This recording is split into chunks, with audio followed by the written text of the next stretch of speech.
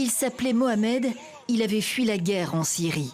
Il y a quelques jours, l'espoir tant attendu. D'Istanbul, il rejoint la frontière comme des milliers d'autres migrants. Objectif, passer en Grèce. Les forces grecques tirent, il est blessé à la tête selon ses compagnons de route, puis transporté de l'autre côté de la rivière sur ces images non authentifiées devenues virales sur les réseaux sociaux. Un constat à l'arrivée, il ne respire plus.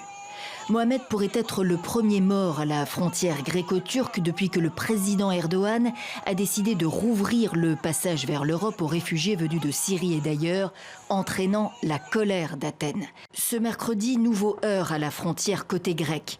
La Turquie accuse la Grèce d'avoir tué un autre migrant et fait de nombreux autres blessés. La réponse n'a pas tardé. La Turquie fabrique de fausses informations dirigées contre la Grèce. Aujourd'hui encore, en affirmant que des migrants ont été blessés par des tirs grecs. Je dément catégoriquement.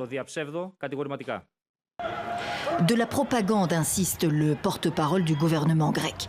Sur place, Amnesty International témoigne des ambulances turques qui se relaient à la frontière pour aller chercher des blessés. Ces candidats à l'exil aussi ont des choses à raconter. Je suis content. Parce que le président turc a ouvert les portes. Mais la Grèce n'ouvre pas sa porte. Et il tire avec des armes. Ce mercredi au petit matin, les autorités grecques arrêtaient des migrants. Pour eux, c'est la fin du rêve européen.